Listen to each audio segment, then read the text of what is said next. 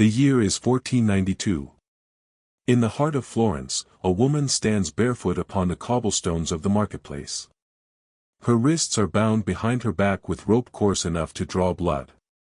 Her once dark hair, symbol of virtue and pride, has been hacked away until the scalp shows raw and bleeding. February wind cuts through the square as the crowd closes in. Rotten fruit and cold mud strike her face. The laughter of men mingles with the silence of their wives. A priest's voice rises above the noise, reciting scripture that condemns her as an adulteress. No witness spoke in her defense. No tribunal heard her case. Her husband's accusation alone was sufficient. She will leave this square in chains, or not at all. But her ordeal, brutal as it seems, was not unique. For thousands of years, across every empire and every faith, women accused of infidelity faced punishments so extreme that even chroniclers hesitated to describe them. From Babylon's rivers to Europe's flames, entire civilizations turned female bodies into instruments of spectacle and control. Stay to the end, because the most horrifying punishment ever recorded did not end in death, it began after it. If you want more evidence-first history like this from Tale of History, like and subscribe. We'll be unearthing the laws, and those who enforced them. 3,800 years before Florence's market crowds jeered at a condemned woman, another stood by the banks of the Euphrates River. Her world was Babylon, the seat of one of humanity's first codified legal systems, the Code of Hammurabi, carved around 1750 BCE. Among its 282 laws, Law 132 reads in translation: If the wife of a man has been accused of lying with another man, but she has not been caught, she shall throw herself into the river for her husband. This was not a metaphor. It was a trial by ordeal, a ceremony where divine judgment replaced human evidence. The river god Enki was believed to decide guilt. If she drowned, the gods had condemned her; if she surfaced alive, she was innocent. Archaeological tablets and administrative lists show how widespread the ritual became. Processions gathered at dawn. Witnesses recorded the accused name, her husband's status, and the number of onlookers present. The woman was stripped of jewelry and often of her garments; purity demanded exposure. Her wrists were bound with palm fiber rope, and sometimes stones were tied to her ankles to ensure the god's test could not be evaded. Then she was cast into the river. Not gently lowered, cast. The shock of cold water and the weight of the bindings made survival almost impossible. Clay fragments from Sippar and Nippur describe these events in matter-of-fact language: she entered the river, and the river took her. For the Babylonians, the ordeal's cruelty was part of its purpose. Justice was not about truth, it was about order. The husband's word carried divine authority, the river confirmed it. Anthropologists note that women's survival was statistically rare because of the way priests weighted the bindings. Even surviving the water did not restore her life. Returning home meant disgrace. Property could be seized, her children marked as impure lineage. Excavations along the lower Euphrates have uncovered clusters of female skeletons near ritual docks, wrists still bound with bronze rings. The code also reveals something more subtle: men accused of adultery faced fines or temporary exile. For women, the river itself became judge, jury, and executioner. Scholars interpret this as one of the earliest legal mechanisms to control female autonomy through religious spectacle. The Babylonian river ordeal endured long after Hammurabi. Assyrian and Hittite law codes kept similar articles for centuries. Even fragments of early European ordeal by water trials echo its structure, suggesting direct transmission of ritual logic through the Near East and into medieval canon law. Modern reconstructions show how fatal the ritual truly was. A bound human body submerged in flowing water loses consciousness in less than a minute, full drowning occurs in 2 to 3. Ancient witnesses, however, waited until the body surfaced days later before removing it. The remains, swollen and disfigured, were displayed publicly as warnings. In this system, punishment extended beyond death. It erased identity. Tablets sometimes replaced names with the word Sinu, the guilty woman, turning an individual into a category. That linguistic erasure is what historians now call social death. The cruelty was not a malfunction of justice, it was its design. As one surviving lamentation tablet reads, "The river has spoken, her house is empty." And the first civilization to write law into stone also carved gender inequality into permanence. But not every empire left judgment to the gods. When the Romans inherited Mesopotamian order, they brought punishment down from the heavens, and made shame visible on a woman's face. The laws of ancient Rome claimed to uphold civilization. But behind their marble facades, they hid a cruelty so methodical it became culture. By the 1st century BCE, Rome was a world of statues, senators, and sermons about virtue. The Emperor Augustus, desperate to restore what he called moral order, passed a new decree, the Lex Julia de Adulteresses Coercendis, 18 BCE. It was more than a law, it was a social weapon.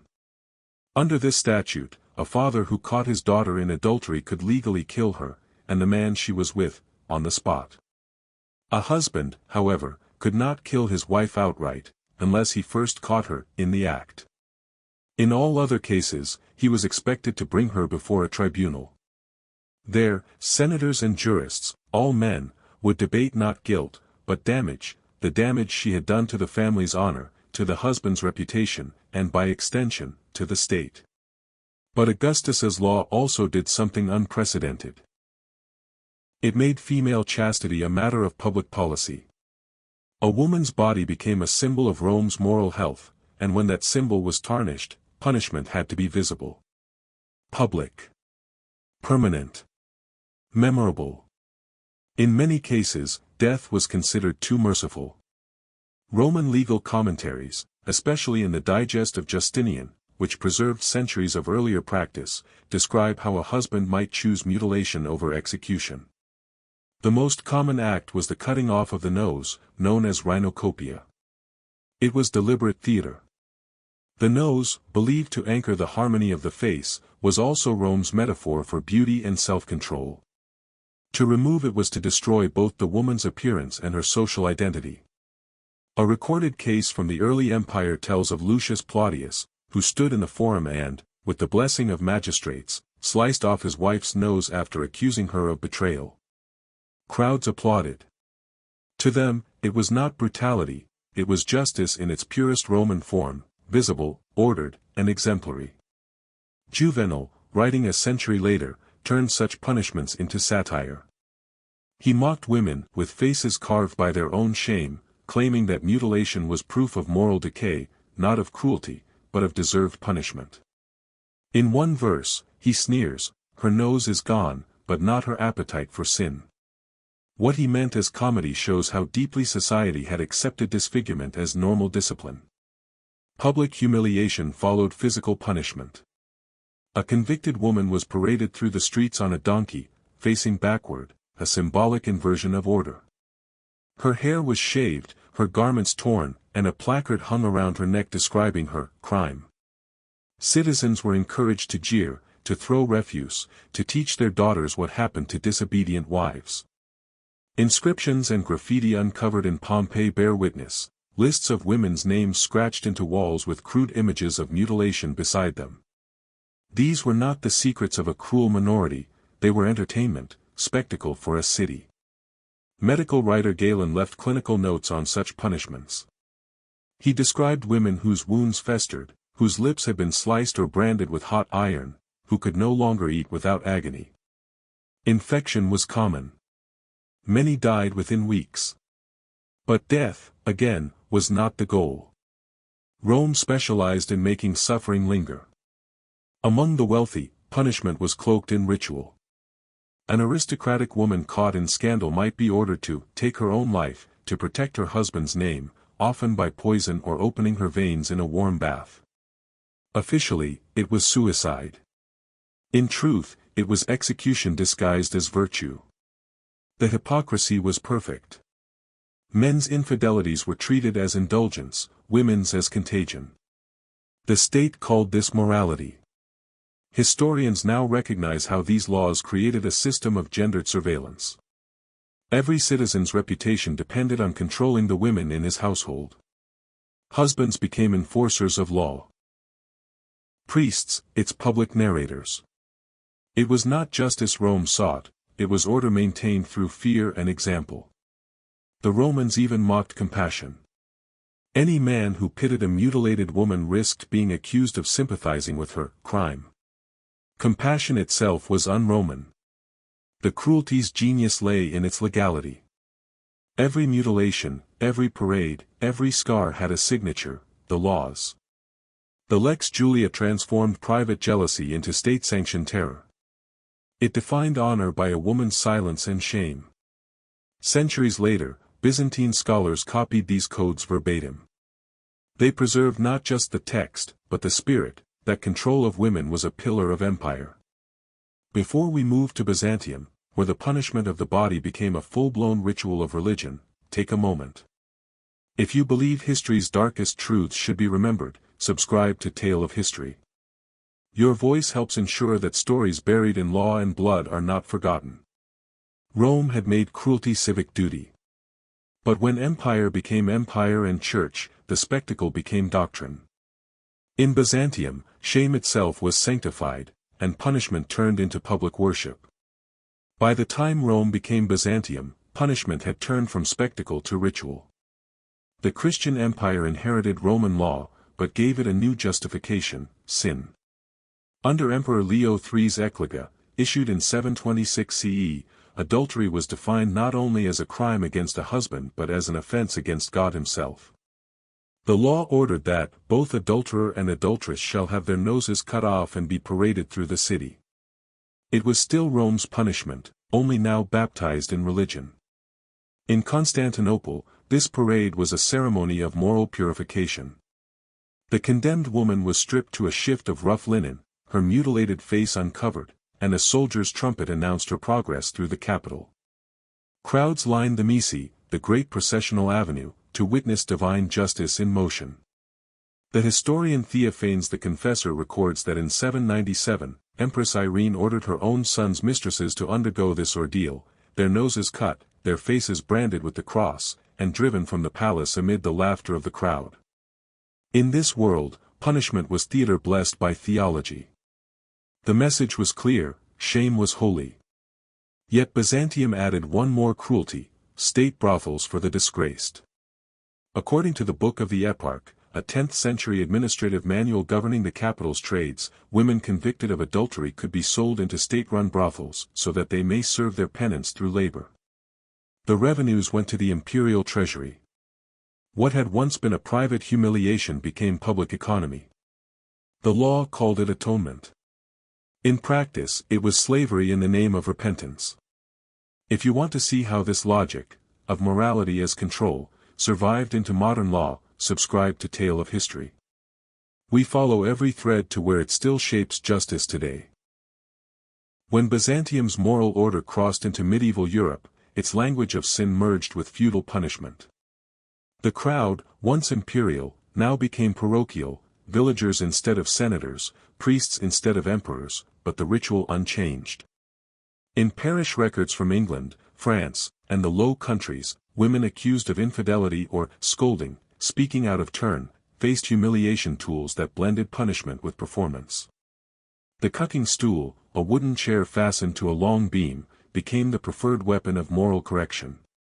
The condemned was strapped to it and dunked repeatedly into a pond or river while the congregation watched and sang hymns. Some towns, like Chester and Canterbury, kept detailed logs: she was dipped 3 times for adultery, 5 for disobedience. Drowning was not the intent, though many did not survive. In Scotland, the scold's bridle or branks turned silence into submission. A metal cage fitted over the head with an iron bit was forced into the mouth. A spike pressed the tongue, making speech impossible. The woman was paraded through market squares, her gag ringing with a small bell to draw spectators. Municipal records from Aberdeen, 1567 note, she wore the bridle one market day, to the laughter of all.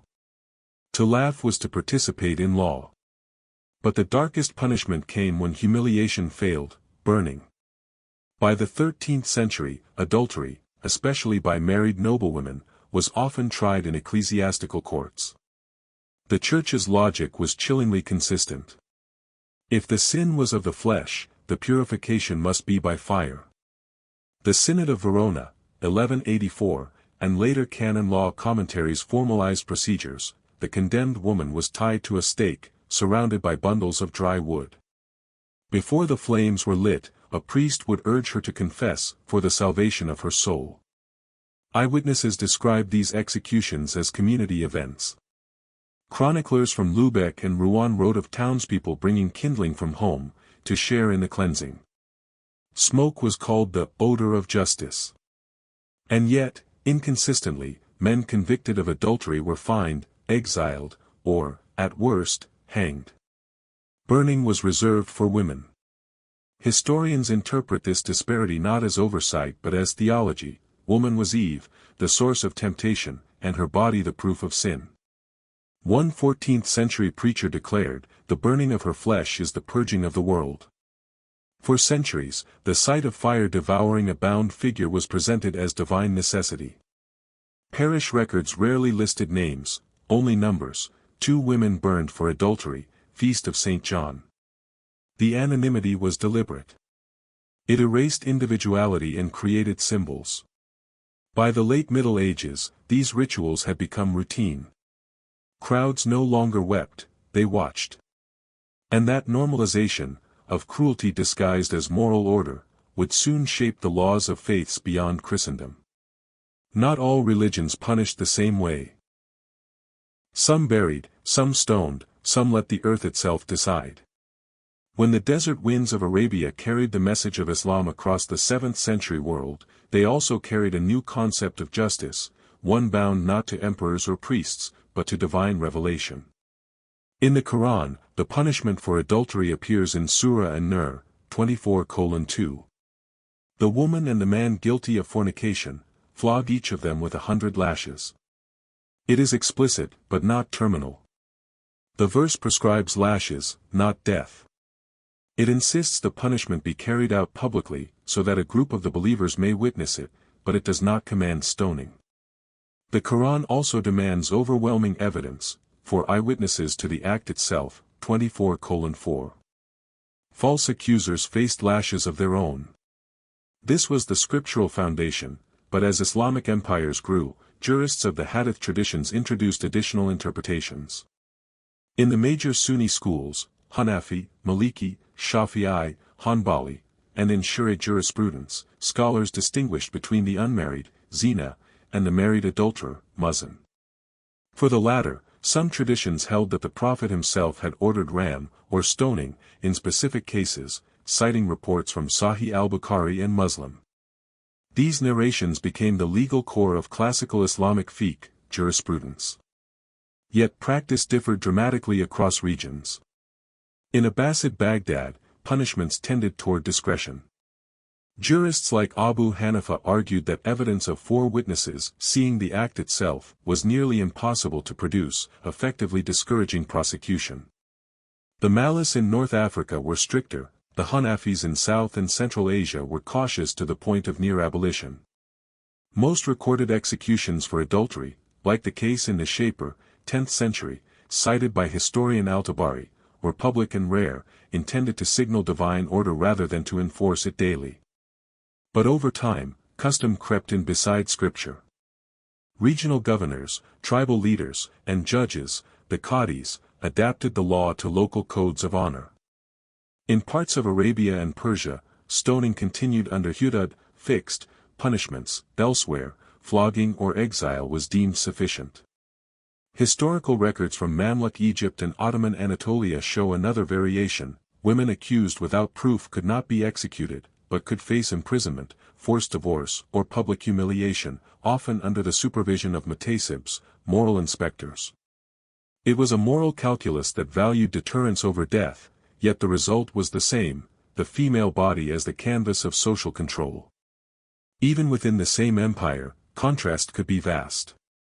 In Delhi under the early Mughals, courts influenced by Hanafi jurists favored financial penalties or confinement for women of rank.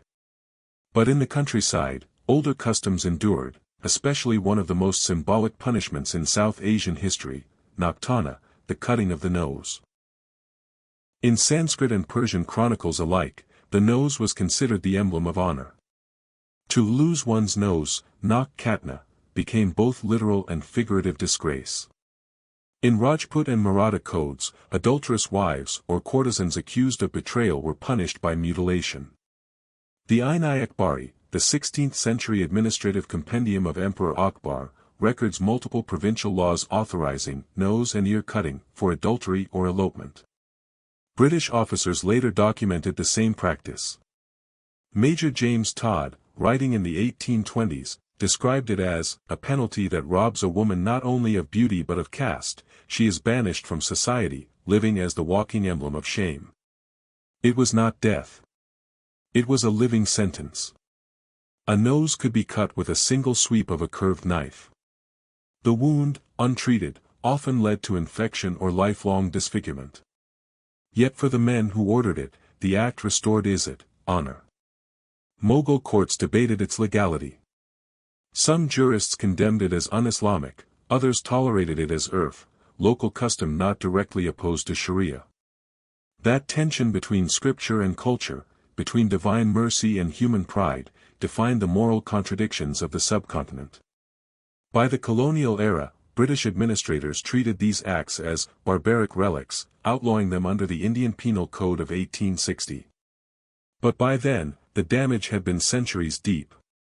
Folklore still equated female transgression with mutilation, poetry turned shame into proverb. A single body could carry both punishment and message. And here, the story takes its darkest turn. Because if stoning ends with death, mutilation ensures survival, survival as warning. Across kingdoms and centuries, this idea reappears, punishments designed carefully not to kill, but to let the condemned live on as spectacle. We trace how those who survived became monuments to cruelty, branded, disfigured, yet alive, and how law transformed their suffering into public instruction. If death silences, these punishments spoke forever. If you believe history's darkest truths should be remembered, not hidden, then subscribe to Tale of History. Every story we tell comes from the record, not rumor. Your support ensures these voices are never erased again. By the time Europe was lighting its pyres, the far side of the world had perfected another kind of punishment, one that did not burn or drown, but bound. In imperial China, the female body itself became the site of discipline.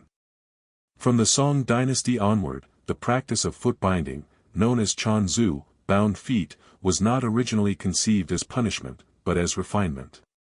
By the 12th century, however, it became an institution of social control so absolute that it functioned like a lifelong sentence. Girls as young as 4 had their feet folded and bound with cloth until the arch broke and the toes curled beneath the sole. Bones splintered, the process repeated until the foot measured no more than 3 inches, the so-called golden lotus. What began as aristocratic fashion soon became compulsory. Families who refused it found their daughters unmarriageable. It was not the law of the emperor, it was the law of society.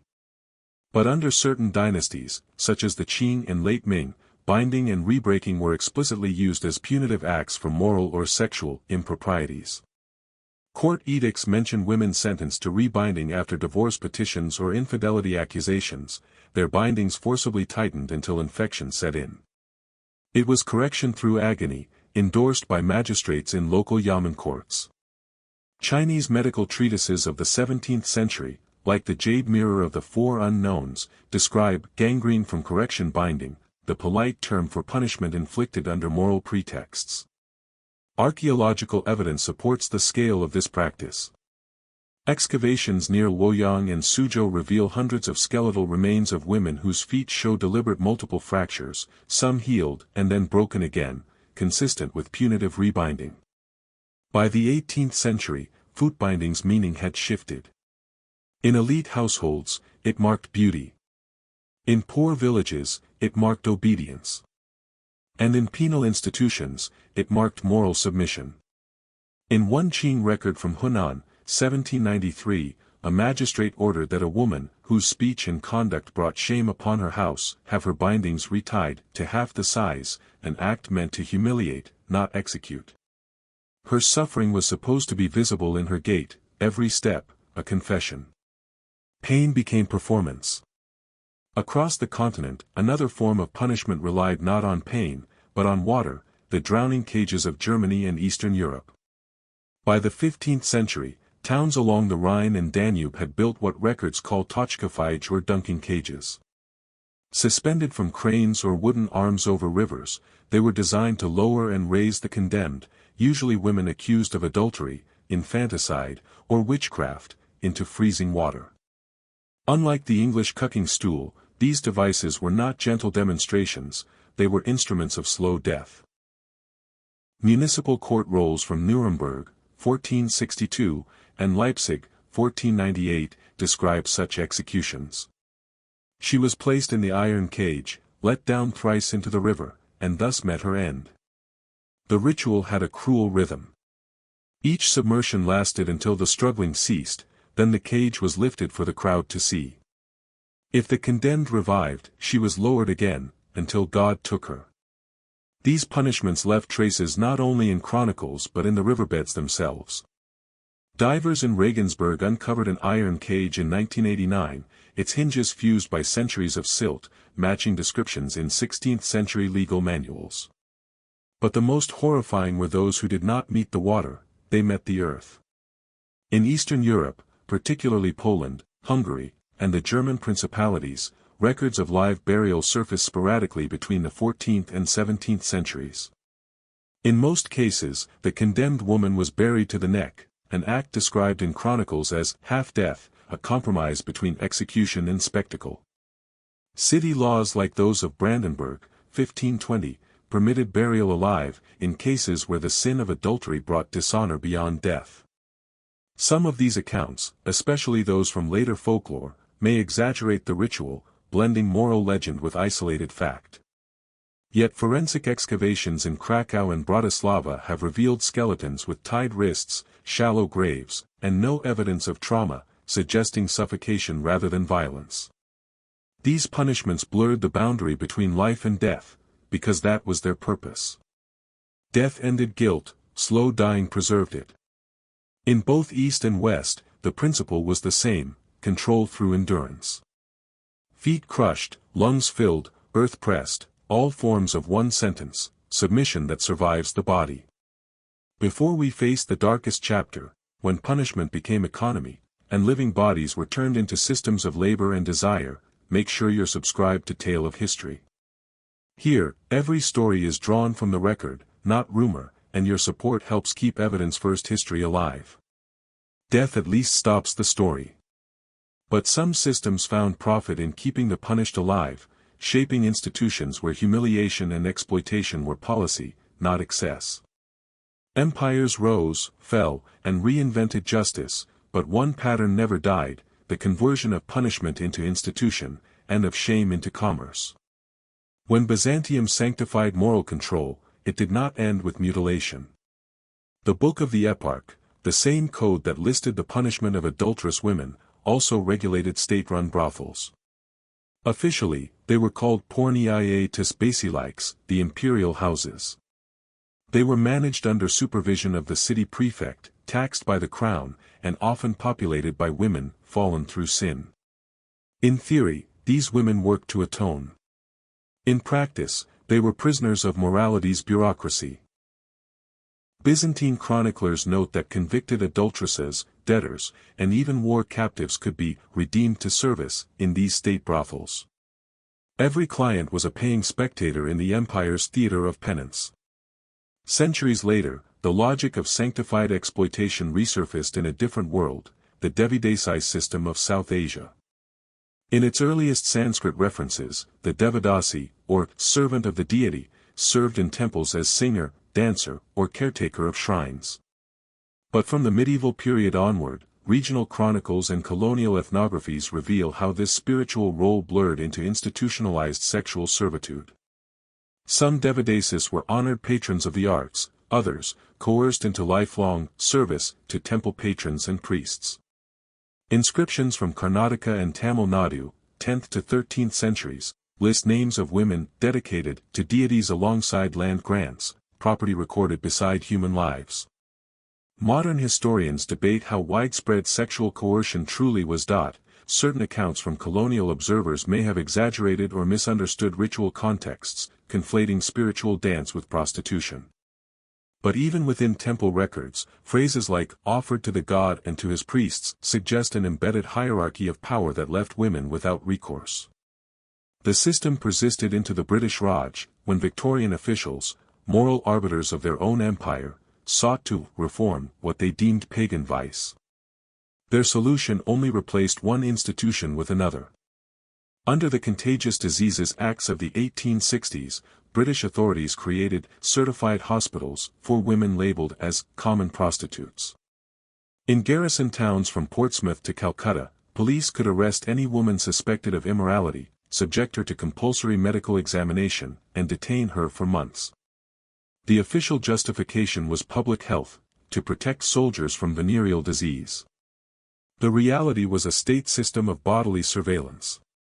Parliamentary testimony from Josephine Butler, leader of the repeal movement, described these examinations as instrumental rape under the color of medicine. Women were forced to endure internal inspections with metal speculums. Those found infected were confined until clean. What Byzantium did in the name of salvation, the Victorians did in the name of science. And both systems targeted the same bodies, for the same reason, to preserve male virtue by managing female suffering. The Ottoman Empire practiced a third variation. Military archives from Belgrade, 1820s, and Cairo, 1830s, record the establishment of ordu evleri, army houses, brothels attached to encampments, staffed by enslaved women from conquered regions. Regulations stated they were to serve the soldiers for a fee to maintain discipline. Even liberation movements used enslaved women as instruments of control. Everywhere, punishment evolved into policy. Every empire, from the Roman Forum to the British barracks, found ways to convert shame into structure. By the dawn of the 20th century, the rhetoric had changed, but the reality had not. Honor killings, acid attacks, and moral cleansing laws continued where ancient codes had left off, from rural Pakistan to southern Italy, from Sudan's public floggings to modern cybershaming of women accused online. Legal disparities persist. In some countries today, adultery remains a crime punishable by prison, or worse. In others, it survives through social violence, where accusations alone destroy lives. The historian's role is not to sensationalize, but to document, to connect the unbroken line between Hammurabi's river and the headlines of today. As we close, remember the individual names buried in these systems. Lucrezia of Florence, condemned without trial. The unnamed Babylonian woman cast into the Euphrates. The mutilated wife paraded through Rome. The bound girl in Suzhou. The caged body lifted from the Rhine. The Devadasi who never chose her god. The Victorian prisoner examined under lantern light. Each believed their pain would be forgotten, that history would not care. They were wrong. Because every document, every law, every scar carved into the record tells us the same truth. That cruelty survives only when memory fades. Remember them with us. If this history mattered to you, comment where you're listening from, and subscribe to Tale of History, where we keep these voices alive through evidence, not invention.